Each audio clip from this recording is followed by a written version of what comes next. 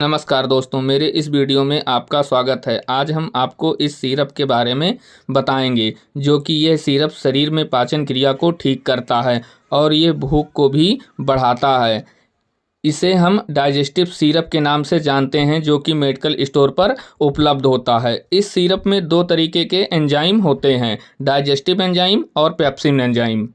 अब हम आपको बताते हैं डाइजेस्टिव एंजाइम तथा पेप्सिन एंजाइम क्या होते हैं, तथा भूख बढ़ाने के अलावा ये क्या क्या इसके कार्य होते हैं, किन किन नाम से मेडिकल स्टोर पर मिलते हैं, यदि किसी व्यक्ति को साइड इफेक्ट करते हैं तो क्या क्या करते हैं। इस सिरप का लेने का सही तरीका क्या होता है, तो अब हम आपको बताते हैं कि इस वीडियो को पूरा देखें ताकि आपको सही से जानकारी मिल सके।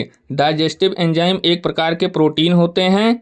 यह भोजन को अलग अलग टुकड़ों में तोड़ता है, और जब किसी को पाचन के दौरान पेट में गैस की समस्या होती है तो यह सिरप दिया जाता है। यह सिरप फॉर्म में आता है तथा कैप्सूल फॉर्म में भी आता है।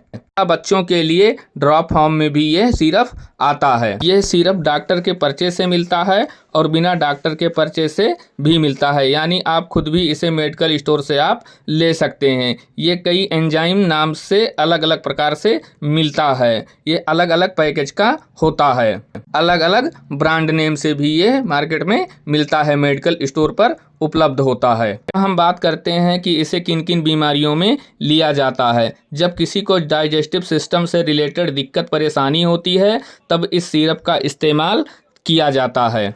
अगर किसी भी व्यक्ति को अपाच्य हो जाता है, यानी खाना नहीं पचता है पेट में, तो भी इस सिरप का इस्तेमाल किया जाता है। और जब पेट भरा भरा सा फील होता है किसी व्यक्ति का, तब भी इस सिरप का इस्तेमाल किया जाता है। किसी व्यक्ति को स्टार्च का हाइड्रोजन नहीं हो रहा हो तब इस सिरप का इस्तेमाल किया जाता है। और फिर जब किसी के पेट में गैस बनता है या लीवर से परेशानी होती है या लीवर में दिक्कत रहती है, तब भी इस सिरप डाइजेस्टिव का इस्तेमाल किया जाता है। एक बार हम आपको फिर से बताते हैं कि जब किसी के लीवर में परेशानी आ जाती है तब इस सिरप का इस्तेमाल किया जाता है, जो कि डाइजेस्टिव एंजाइम सिरप होता है।